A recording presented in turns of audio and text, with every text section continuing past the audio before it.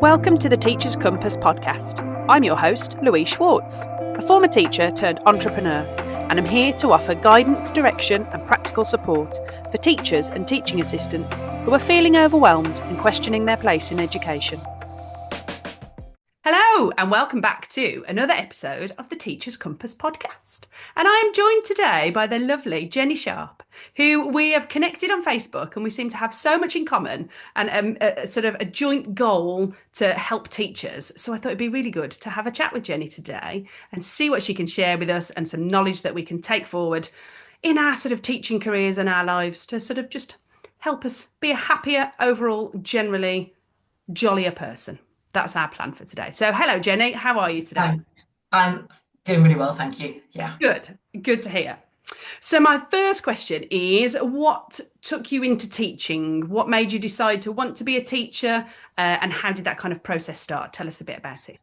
Okay, so it was a bit of a scratch that I needed to itch, or itch that I needed to scratch rather. Right way around with Cal, wouldn't it?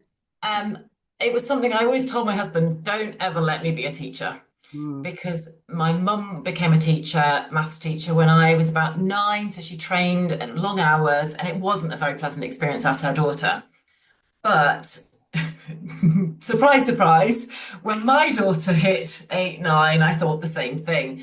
I needed or I wanted some sort of career, because I'd had a little thing early 2000s and related to my degree.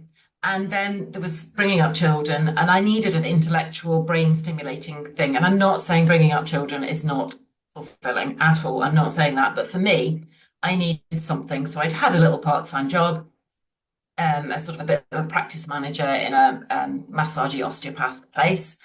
And I was like, it wasn't enough. So initially I had an interview to be a maths teacher, or a pre-interview. And they said, well, you might be placed like an hour away for your placement. And I was like, can't do that. A year later, I reapplied, but as a computing teacher, because there was with a different university in York, because there's more than one in York. And they didn't tell me where my placements might be. And you're going to guess, the placement was an hour away from home. Right. This time I dedicated myself and I was like, no, I'm going to do this. And I thought it was interesting because it was a different subject. So it was, again, connected sort of with my degree, but a bit more practical than maths would be for me. It felt like it was going to be a bit more of an application. Yeah. And so I went for it, and that itch was definitely scratched. Yeah, tick that box. That's really interesting that you'd said, as the daughter of a teacher about the age of 9, that it wasn't an enjoyable experience for you. Did that impact the way that you then trained and became a teacher because of your daughter? I think I probably had similar experiences. I probably dumped the same stuff on her, but what I didn't do was work as late into the night as my mum had to do. But that was partly the invention. The technology changed, so some things were faster.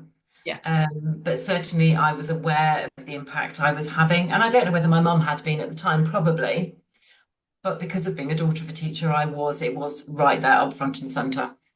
That's really interesting, isn't it? Like, my daughter has expressed an interest in teaching. I mean, she's 12 now, and I've sort of said to her, no, don't go into teaching, don't do that, steer clear. But I think maybe it's that thing inside us that thinks, that's who we're meant to be. That's the sort of person we are, and teaching's that way to sort of express that in a way, really. I did wonder, yeah. Yeah, that's really interesting, isn't it? So you trained sort of well before COVID, but we were chatting last week about how COVID had an impact and sort of changed your career. Just sort of tell us a little bit about your experiences of teaching in COVID. Oh yeah, massively, because so obviously remote. Yeah. It was really hard to get engagement with students. You were potentially teaching more people because they'd be like, okay, it's computing now. And I can't remember whether there ended up being more than 30, but I would monitor who was there. It felt like quite a burden. It was quite difficult. And obviously you were away from the students. So there was a different interaction. Yeah. So that period, you kind of got used to it. You got used to a bit of independence at home, bit of flexibility. Certain things I felt were more my responsibility than they had been when I was in the classroom. So I felt a bit more responsible for the whole of Key Stage 3 during that, which hadn't been how it was before. Yeah, so it was a very different experience. And then going back into the classroom, it was a bit of a culture shock. And I'm sure it was for everybody going back into the workplace. But for me, that was a difficult culture shock. And that first day back was, yeah, I imagine that other teachers kind of listening to this will be going, yeah, I remember that day. Yeah. You can't shut it out of your mind. And that was really, yeah, it was really hard. So the whole teaching during COVID was hard, but the going back to school was also differently hard. Yeah. And how long did you sort of remain in teaching after COVID? So I left last year, 2024. And for me, even last year, there are still some sort of procedures that were put in place because of COVID that are still happening in schools now and having an impact, sort of 4 or 5 years down the line. So I'm trying to pinpoint, so I can't remember. This is a silly thing. I should have checked before I come on today whether I trained for coaching in January 21 or January 22, but it was one of those two. But it was after COVID. I had gone back to work and I can't remember. I think it might have been. So when did we go back? Do you remember? Was it like the September? I think some schools went back with, Or did we go yes, back? it was September 20. Oh, that's a good question. I You can't can't remember remember now. either. Because I know we had another little mini lockdown in 2021. Because when my husband had his first heart attack, I was at home and that was due to COVID, and I couldn't go to the hospital because that was locked down. So I think there was a time in 2021. It all blurs into one It time. blurs into one. So essentially, the September, my final September, there were a few things. So it was related to coming back to work. So whether or not I'd been back a year or whether I'd just been back a few weeks, I can't Yeah. quite remember. But my timetable had changed. I applied to be head of department, but again, I can't remember when that happened in chronological order. So I'd Right. applied to be head of department, didn't get it. And so there was like at my age, because being, not having been a career teacher right the way from university, Yeah. I was like, well, at my age, I probably only want to be head of department for X number of years. And I don't, so this was the kind of one of the crunch points. I didn't get it. So what do I do? Do I stay? Do I go to another school and try go straight into head of department? But that wouldn't have been here in York, and I didn't want to be anywhere else. Yeah. So there were lots of like little different things. Um, for some reason, I wasn't given any year 10 students or year 12. So I was only going to be finishing off the year 11s, and that was it. So it felt like there wasn't going to be 2 years consistency for another exam set like the year Yeah. after. There was a bit of me that was like, I like exam, a year 12 or a year 10 class to Yeah. be able to take through for 2 years.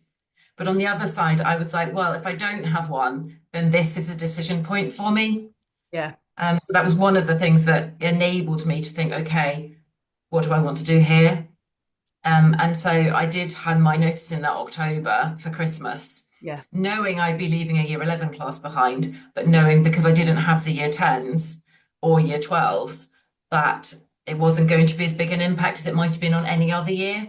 Yeah. Um, I also had a couple of classes that were really hard work, a couple of things, and we'll go into that because I think that was another thing you Yeah. wanted to talk about.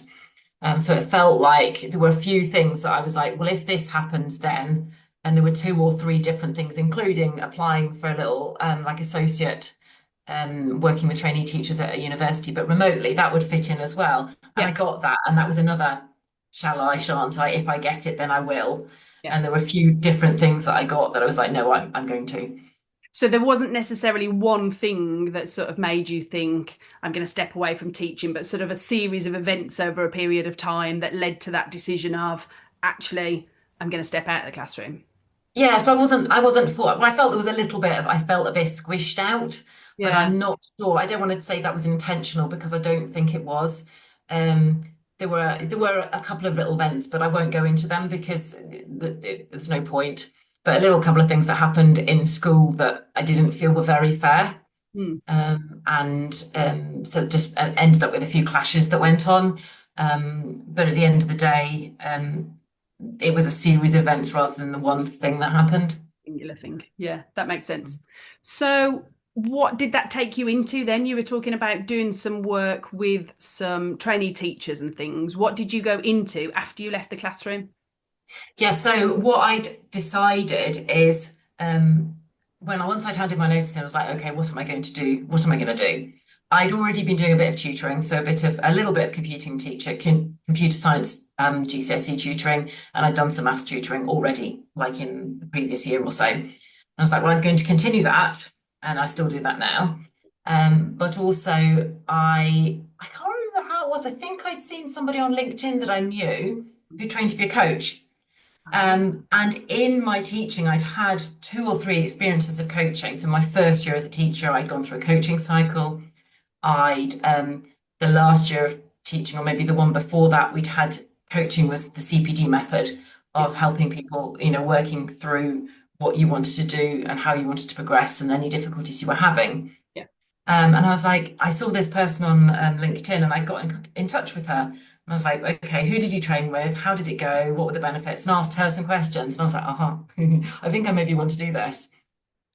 And so before I'd actually finished teaching, I'd applied because it was that January straight afterwards that I went straight into it. Wow. So I trained from January to May of that year, May, June. Incidentally, I had appendicitis during my training of becoming a coach, and that was a bit of just like an extra thing that kind of put a spanner in the works. Yeah. But whereas with teaching, I wouldn't have been able to keep going. Yes. I think I missed one morning of the course, and because I was in hospital, but I could keep going. That's amazing, isn't it? Yeah. Do you find that there's quite a lot of similarities between teaching and coaching? Because I feel like a lot of teachers, although we're not necessarily trained as coaches, we do still offer that kind of coaching style and approach to students that we teach. Yeah, I think so. I'm also currently working with some trainee teachers, and I think I'm instilling a better coaching approach with them, kind of helping them more what coaching is. So you're asking questions, you're not telling. Yeah. So it's the resilience, the idea generating, the problem solving, putting that on the students. And I think as a teacher, I probably held too much of that myself and didn't put enough on the students. Yeah. So learning as a coach that you don't solve anybody's problems if that's not your role. It probably would have made me a better teacher if I'd known how to coach first. That's really interesting, isn't it? I wonder if more teachers should be trained as coaches with that approach. Well, I think so. I think so, definitely, because it prevents you from trying to solve everybody's problems. Because you learn to stand back. I still give an awful lot in my coaching, but that's all in crafting the questions and working out where you're going to go, which is subtly different. You're not trying to impart a certain bit of knowledge. But definitely there are quite a number, I would say, of skills. And I think if teachers were taught coaching better, so the people who are trying to deliver the coaching in schools had longer training, which they wouldn't be able to unless a coach came in and delivered it, to be honest. But if they were able to do that better, then yeah, I think teachers would be better as a result as well. That's really interesting because I did my teacher training so long ago, and I went straight to university. I did my music degree and then I did my PGCE. I don't think that element of coaching has necessarily occurred to me until recently, that actually when you're training, you don't really get kind of guided in how to do that unless you're naturally that sort of person that can kind of, support students. You just have to pick it up on the job, don't you? There's no sort of training in that. But yeah, definitely. Love it. So my next question is, quite a lot of teachers feel stuck where they are. And so this is something that I want to help teachers with, get out of this position of being stuck and feeling like you're a bit lost and overwhelmed. How do you do that through your coaching? So would that be people who are contemplating leaving teaching, or would that be people who are feeling stuck in teaching? Probably a bit of both. Do you work with teachers that are in both of those scenarios? Yeah, so obviously at the moment it's mainly trainee teachers. So the only person actually kind of in the teaching world I'm thinking of, I've worked with a few people who contemplated leaving. Yeah. But I've worked with one person who was a Senko, so that was a little bit different. And she was just surrounded by, it was just overwhelm and a struggling with delegating. So that was kind of hers, not being able to trust somebody because of the responsibility.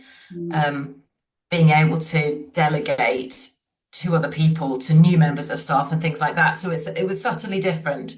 But I think teachers not knowing if they could leave, what would they do? So I would say that's a big stuck moment, especially if they've, like you, just come straight out of university, straight into teaching. It's like, well, I've never done anything else. Absolutely.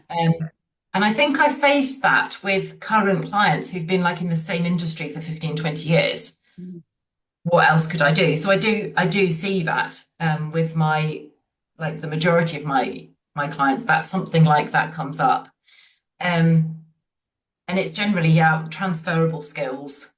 I Mm. just feel stuck. I've lost confidence. All those sort of things come up. And how I help people with that is we'll do maybe a career journey in this beautiful room I have here. We'll do quite a physical activity of walking through, even if you've been in the same job the whole place or the whole school, the same school the whole time, walking through the different roles you've had and what skills you've gained.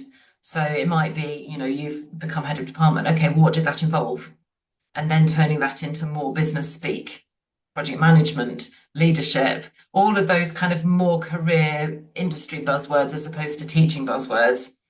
And then working out how to kind of quantify that. And so to build the confidence that actually you've got really, really, really transferable skills in loads of different areas. And I think that's something that teachers don't necessarily realise. They just think, oh, I've been a teacher here, I've run this project here, or I've stepped up and been a leader. That actually a lot of those skills that teachers acquire over their careers are very transferable into other industries and into business because they've sort of picked up so much along the way, haven't they? But I think maybe you were talking about confidence, and that was certainly something that I suffered with towards the sort of end of my teaching career. My confidence really dipped, and I didn't believe that I was capable of doing anything else other than teaching music because that was all I'd ever done. That's all I'd ever known. And I just felt like, what else is there to learn? Which is crazy because teachers are so good at multitasking. I Yeah. remember sitting in a hospital once waiting at A&E and seeing how many members of staff were just stood around. And I'm, well, that would never happen in a school. Teachers are so under pressure that they are so good at doing all of these things at once. It's like if teachers were kind of like taken out of schools and put everywhere else would be better. Absolutely, and everything would run much smoother because teachers are very good at finding the most efficient way to do something because time is so precious and you've got sort of 10 different jobs that need doing. You find the most efficient way to do each one, saves everybody loads of time. Yeah, we should Yeah, distribute that to every definitely. different industry, shouldn't we? Teachers That's running the what I whole was thinking. world. Yes, that's what I was thinking. The skills you gain because of the pressure you're under are Yeah, just incredible. yeah, absolutely. How do you work with some of your clients to build that confidence back up? If a teacher's lost confidence in themselves and their own abilities, what kind of tips could you give them to work on that to build their confidence back up? So we do a beautiful, it's like quite a beautiful embodiment. I don't like all these buzzwords, but what I mean by that is we have the hula hoop circle of excellence. Um, so yeah, so what I do is I ask them about a time when they're really confident. So imagine any time, anywhere, it doesn't matter, and then describe what they're wearing, what they can see, what they can hear. So often do it with their eyes shut. What they can see, what they can hear, anything they could smell. Is it winter? Is it summer? Can you feel the sun? Like asking all these questions. And then when they feel they've really got that, imagine a time that then think of a time when they're not going to be confident. So think of one of those things that's really making them panic right now. Mm. And that circle of excellence is when we're wearing the confidence, the confident clothing, how's your hair? Have you got makeup on? Asking all those little tiny questions. And then we put that back on and they step into the circle, into the place where they are going to feel like they're not confident. Like it. Often they jump straight back out again, can't do that, can't do that, can't do that. So, okay, we do that again, 2 or 3 times, or as many times as it takes. And eventually they will be able to step into that circle carrying that confidence. And so it's a little trick. So I do that one, which is obviously a very physical one, but there's another one about recording yourself before something you're nervous about, talking on a video, all the stuff that you're worried about, and then videoing yourself afterwards Ah, I and like that. watching back. Yeah, Because the afterwards is like, oh, you stupid woman. You could do that. It was absolutely fine. And this is why it was fine. yeah. And I recorded a whole podcast on that, all about that actually, not so long ago.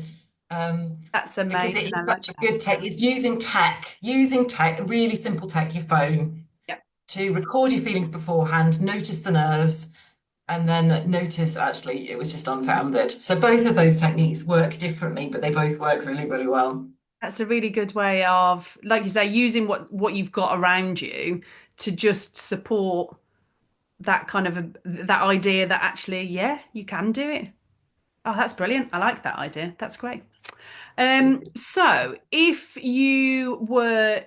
a teacher were to come to you and say, right, I'm looking at getting out of teaching and I want to get into coaching, what would be a route that you would suggest would be a good way to kind of to go down that coaching route, do you think? Well, I would probably say, first of all, to meet with somebody who, or a few people who've gone into coaching, probably somebody kind of early on, but maybe somebody who's been a teacher, Hmm. to get that same experience. So somebody, somebody like me, but so potentially not somebody who's been in industry going into coaching, because they would have a natural network. Yeah. They will naturally potentially go in as an internal coach into a company. So Yeah. if somebody's not had that kind of experience, it might be more difficult to be able to envisage it. Hmm. Um, I would say there are a few different coaching schools. I went through Barefoot Coaching, but there are Coaching Academy, and then there's some through the sort of Chartered Management Institute. So get trained by a good organization. It's going to be an investment. So you can't just leave teaching and go, I think I'm going to pay for this, and then it's just going to make a new business, Yeah. because it does take, they say 2 or 3 years, and I agree with that, unless you've got the natural network, and it's not going to happen straight away. Don't view it as an easy thing, because it takes hard work. But what does work, and people will say you don't want to do it to start off with, is find who you want to work with. What problem do you want to solve, and who do you want to work with? If you can get those two nailed right from the beginning, then your message will be right from the beginning, and you'll have people who are interested in talking to you, and you'll be able to solve a problem.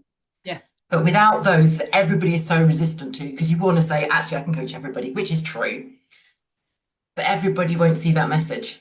No, that's it. So it's got to speak to that person directly. And the number of coaches coaching for coaches, things I've been to where they tell you that same thing. But because they're in that role, you kind of go, yeah, all right, I'm not going to listen to you. But me, I've listened to it eventually, and it does make a difference.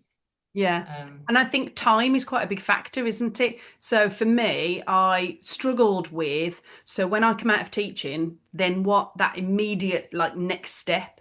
So I don't know about you, but I stepped back and just did some supply for a couple of months just to Mhm. sort of find my feet and work out what was going to happen and where I was going to go and what sort of business I wanted to create and who I wanted to help, like you say, researching that idea of who you want to help. And that takes time. I'm sort of 12 months down the line, and I still think I'm just about kind of finding, you know, all those ideas that I was already looking at like this time last year. But it does take time. I'm not a very patient person. So I like to No, have that's it done now. And I guess a lot of teachers work in such a fast environment. They want things done now and instantly. And actually, sometimes it does pay to just take some time and, and let those things settle as you go And it through. might be that going to a part-time, if you can manage that role, going to a part-time role in teaching, Yeah. and so potentially some of the training you could do on as a side hustle. So some people in their business, they can be trained to be a coach within their work, and they don't have to change it. Yeah. But it's certainly having some sort of side hustle. If you've not got income behind you, or a bit of an investment behind you, you're not suddenly going to make money. Yeah. That it's really unusual for people to get there straight away. And some people will say, oh, actually, the coaching market's saturated. Not if you've identified who you want to work with. Yeah. Definitely agree with Um, that. The one thing I have noticed with sort of moving into the business world over the last 12 months myself is just how many teachers have started with a side hustle that's turned into something a little bit more that has then enabled them to leave teaching further down the line. And honestly, I've met so many people that are ex-teachers that actually I think teachers make really good business owners because they're very aware of all of the different sort of parts of the business and kind of they're able to keep all of that running and make it work successfully. yeah, I agree. Yeah. So if you could go back and talk to yourself 10 years ago as a teacher, what bit of advice would you give yourself? Oh, so 10 years ago, I'd have just started, wouldn't I? Yeah. What would I say to myself? That's a very interesting question. Um, Actually listen when people say don't give so much. So if Mm. I'd wanted to succeed in teaching, and one of the first things that people would say to me is, you're giving too much, you're not going to be able to do this for very long, it's acknowledge that. And I made that choice then when they said, Yeah. but take it on board a bit more. So recognize that if you are going to keep doing that, it's good to be giving as much as you are. So, those who don't, they may succeed. The students might do okay. But you see some teachers who don't give very much, and you're like, how on earth does that work? Mm. So I think I give myself a bit of a pat on the back for putting the effort in and for doing that. But there is definitely something to say, make sure you give some time to family, you dedicate some time to family. So at the end of it, they don't go, who are you? Because there was a bit of that with my husband. Like in an evening, I'd never be free. And he'd be like, well, you're never here normally. So I don't know what I'm doing my own thing because you never work there. Yeah. So people aren't used to having a relationship with me. So acknowledge that might happen and put that in place from the beginning, spend time with family and friends and activities and find a hobby that involves other people so that you don't feel lonely. Yes, Because I for love me, that. I worked in a really small department where it was really lonely, and other departments looked like they had a real thing, but mine didn't. So whatever school I was in, it felt quite lonely. So to put in some of the activities I do now, quite crazy activities, where the connections are made outside the teaching, so that you've got something that will be there even if you choose to stop. Yeah, I totally agree with that because as a music teacher, very often the department was me and there wasn't anybody else, and it is really lonely, which is something that I want to create with the Teachers Compass, have that community of teachers, bring back the staff room and have that sort of connection with other teachers so that if there's things that are happening at school or at home in life, you've got somebody to turn to have those conversations that with people that understand. Because I guess my husband's not a teacher, and although he understands from a certain aspect of things, I think unless you've been a teacher, unless you've been in that school environment, it's very difficult to understand what life's like, isn't it? Definitely, yeah. Yeah. Super. So, where can our listeners find a little bit more about you and your coaching and get in touch with you? Where's the best place to look for you? Oh, can I give you more than one? Yeah, definitely. So a lot of people, so I'm York based, so a lot of people find me. So if you want to know how to find me, find me through my Google business profile. So it's literally Jenny Sharp Coach. If you look up Jenny Sharp Coaching, I should be at the top. I think there's one other Jenny Sharp Coaching, but you see my face, so you'll know it's me. So I have a TikTok. I have two TikTok accounts, but it's the Jenny Sharp Career Coaching is the one that's more active. Because I thought I was going to be more of a business coach at one point, so that's where that one was there. Right. But career coaching is more what I do. I'm on Instagram, but that's not particularly active, but you'll see some posts. I have my website, jennysharp.co.uk, so I don't put the coaching bit in there, it's just Jenny Sharp, and on LinkedIn. Amazing. So lots of different places. I will get all those links and we'll put them in the show notes. So if you want to find any more of Jenny and what she does, then you'll be able to find that in the show notes and go click on the links. Thank you. Thank you so much for joining us today, Jenny. I hope our listeners have got some fabulous ideas on maybe life after teaching and different ideas. Coaching could be something that they could look into. But yeah, definitely teachers make great business owners and also great coaches, I think. I quite agree. And thank you so much for having me here, Louise. You are very welcome. We will definitely be catching up again, and maybe we'll do another podcast episode in a few months' time. Have another catch up.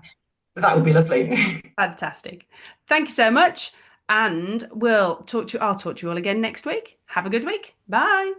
Thanks so much for tuning in to the Teachers Compass podcast. If you found this episode helpful, click on the link in the show notes for more resources and support. Don't forget to leave a review on whichever app you choose to listen to us on. Your feedback helps us to reach more teachers just like you. See you next time.